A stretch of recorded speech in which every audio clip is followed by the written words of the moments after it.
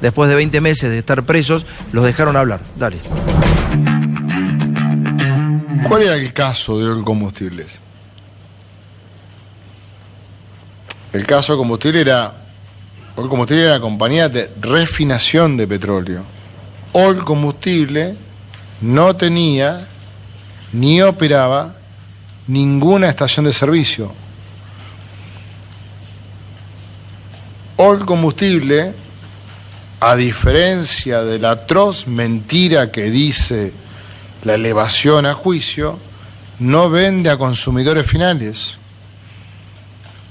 Oil Combustibles, a diferencia de la instalación hecha a partir del día 13 de marzo del 2016 por el periodista del CONADAMON, es como que recibíamos del quien iba a cargar nafta a una estación del combustible en La Plata que debíamos girar a la AFIP.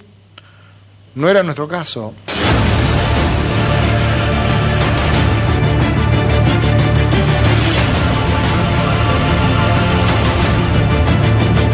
Cada vez que vos o yo vamos a una estación de servicio y vos ves que hay uno, el playero que te carga nafta, uno de cada 4 pesos, así como viene, se tiene que dar vuelta y entregárselo a la FIP. No se da vuelta. En efecto. O sea, por cada peso que uno compra de nafta, el 26% debería ir a la FIP. Tiene que ir a la FIP, no se transfería ese dinero. Cristóbal López se quedó con fondos que todos los ciudadanos pagamos cuando vamos a cargar nafta. Esto es lo que más indigna, porque es la plata de todos los argentinos. Para tomar dimensión. Vos cuando pagás y pagás en el surtidor, te cobran el impuesto a los combustibles. Vos en ese momento ni elegís pagarlo, cargas. Y ese señor después nos tiene que girar la plata a nosotros. Y en vez de girarnos la plata a nosotros, compra otras empresas.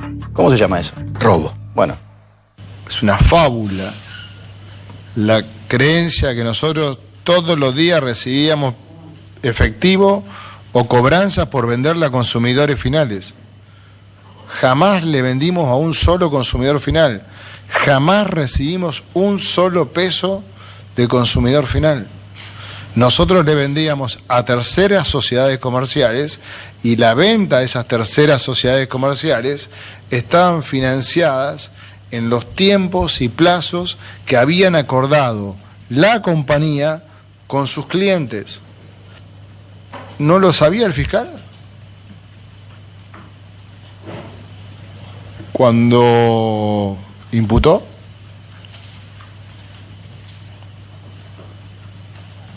Las medidas de pruebas que desarrolló, ¿no le permitieron saber que lo que estaba escribiendo era una mentira falaz?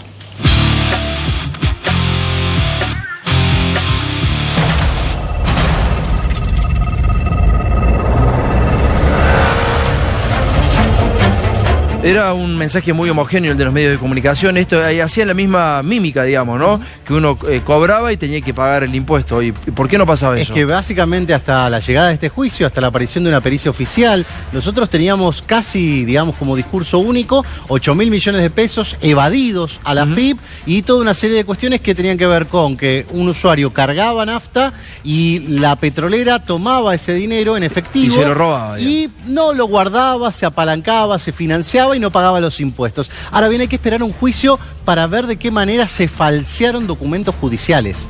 Porque eso que dicen sobre cómo era el sistema está escrito en el auto de elevación a juicio. Claro. No es que está inventado o incluso lo manejaron los medios de comunicación. Los medios de comunicación reflejaban, o mejor dicho, el escrito judicial, lo único que hacía, la única densidad que manejaba era de una nota periodística. Por lo tanto, no se habían tomado el trabajo, por ejemplo, de saber que Oil Combustibles era una empresa que refinaba el petróleo, compraba el petróleo a otro, lo refinaba, ese era su negocio, y le vendía ese petróleo refinado, que era nafta, claro, a distintas sociedades anónimas que conforman las estaciones de servicio, que no eran propias, sino que operaban para Oil Combustibles. Es decir, ponían el cartel Oil Combustibles, pero no eran de Oil Combustibles. El edificio... Como marcas de ropa, como... Claro, el edificio es del dueño. Claro. La estación era del dueño. ¿Y el dueño qué hacía? ¿Cómo lo pagaba? ¿Lo pagaba al contado? ¿Agarraba la plata del consumidor y se la daba a Oil Combustibles? No. Tenía un convenio bajo el cual te podía pagar, bueno, 30 días, 90 días, 180 días, según el convenio como hayamos arreglado. Yo vendía la nafta ahora y después te la pagaba. Obviamente, la cuestión del impuesto estaba en cabeza de la petrolera, pero el impuesto estaba declarado. Esa es la gran diferencia con la evasión. Vos evadís cuando decís, no pago un impuesto y además te escondo que te lo debo. Claro. No esta modalidad que era, sé que te debo el impuesto, dame un plan de pagos. ¿Me diste el plan de pagos? Listo, te voy pagando las... El mismo plan de pagos que ya vimos, que lo tenía Mirta Legrand, Cadena 3 de Córdoba, lo tenían las empresas. Quiero decir una cosa, digamos, este dueño de medio de comunicación que dijo ahora lo que le había hecho Macri, ya lo había dicho Fabián de Sousa hace un tiempo. El tema es que llega extemporáneamente. Ese medio se dedicó a denigrar, a descalificar y a mentirle a la gente respecto a los dueños de este canal. Siendo que el propio dueño de ese medio le había pasado exactamente lo mismo. Eso es lo que no alcanzo a entender. ¿Por qué? ¿Por qué han hecho eso? ¿Por qué tanta crueldad? Si el dueño de ese medio sabía que ese era un modus operandi del presidente Mauricio Macri, ¿por qué insistía en que los dueños de este medio eran unos ladrones? Si a él le había sucedido exactamente lo mismo, si querían de él una parte del cable que él regenteaba para dárselo al grupo Clarín, ¿por qué mentían sus periodistas? ¿Por qué lo dejó mentir? Veamos la segunda parte de Fabián de Sousa, dale.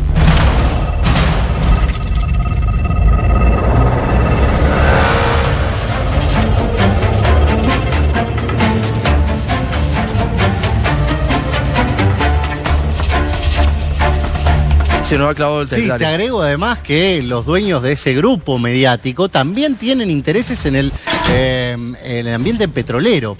Y ¿sabes qué? Claro. En este juicio también se reveló que ellos mismos, a través de diversas empresas, habían suscrito acuerdos por los planes de financiación del artículo 32, plenamente legales.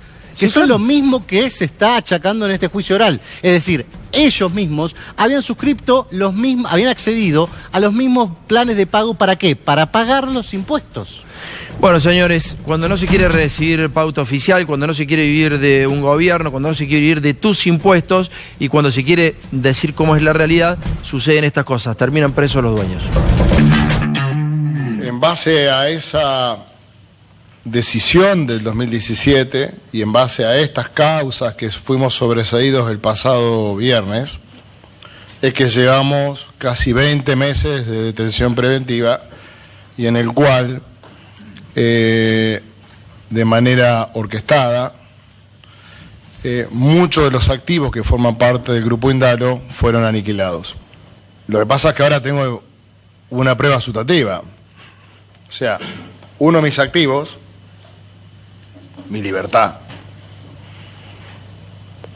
fue afectado, fue robado, fue secuestrado de una manera absolutamente ilegal. Nuestra detención, que era una instrucción del presidente Mauricio Macri, es por eso que estamos presos. Quiero felicitarlo a Pancho, a Mariano, a todo el equipo, a Mike, por este avance que hemos hecho. Tenemos que estar... A la FIP, por favor, sí, por favor, ahí está el señor, por favor, perdón, señor. Pero si no, hay que andar bien con la FIP, si no, pregúntenle a algunos hoy que están en el diario. Hay que andar bien, hay que pagar los impuestos. No hay que apropiarse de impuestos que no son propios, ¿no es cierto, doctor Abad? La Sala de la Cámara Federal ordenó la libertad, la excarcelación de Cristóbal López y Fabián de Sousa. El proceso está en trámite. El momento en el cual se debe resolver si la persona tiene que ir detenida o no es en el momento de la sentencia. Si tiene que ser previamente, tiene que haber algún riesgo o de fuga o de entorpecimiento. Y el único riesgo de entorpecimiento que había invocado el juez de primera instancia estaba equivocado. Dije, y lo reafirmo, el doctor Ercolini se equivocó acá. Cuando una cámara de jueces honestos y valientes resolvió nuestra libertad, el presidente Macri, con sus ministros, públicamente y en todos los ámbitos, dijo que no era lo acordado. En Argentina, sobre todo lo que pasó hace unos días, todos sentimos de vuelta un revulsivo de decir, no, esto no es lo que habíamos acordado. ¿Te referís a la liberación de Cristóbal López? Me refiero sobre todo al cambio de carátula. Vamos a volver a poner la palabra al presidente porque creo haber escuchado esto no era lo que habíamos acordado, que dijo el presidente. Todos sentimos de vuelta un revulsivo de decir, no, esto no es lo que habíamos acordado. ¿Te referís a la liberación de Cristóbal López? Acá claramente estos dos jueces se animaron a hacer lo que hicieron pensando que no iba a haber reacción. Lo peor es que me digan que cambió la carátula, ¿no? Eso es lo que a todos nos enloqueció. Yo creo que el presidente fue mal informado, no creo que haya tenido tiempo de leer la resolución y creo que quienes le acercaron su opinión y no le acercaron realmente lo que el fallo dice. Tendría que medirse un poco porque es el presidente de la Nación, debería quizás informarse un poco mejor. Esto tiene que ver con una publicación que había salido en el diario también Clarín, en donde se daba cuenta que el juez Ballestero, el que había en definitiva fallado por la liberación de Cristóbal López, había sido visitado por el jefe de la AFI, el escribano Arribas. Yo realmente no recuerdo que un funcionario del Poder Ejecutivo de semejante envergadura fuera a visitar a un juez y que el diario explícitamente dijera que fuera para que el juez votara de una determinada manera. Qué lástima, ¿no? Porque yo siempre creí que lo que iba a hacer acá iba a ser al revés. Iba a haber un montón de pruebas y yo iba a tener que defenderme y ellos iban a tener que acusarme y yo iban a tener que romper un principio básico del derecho, que es la presunción de inocencia. Y en realidad estoy acá al revés. Yo estoy como si tuviese una presunción de culpabilidad, que es lo que ha hecho la AFIP desde el primer día que se hizo cargo el licenciado Alberto Abad, y estoy intentando dar argumentos uno tras otro para demostrar la presunción de inocencia.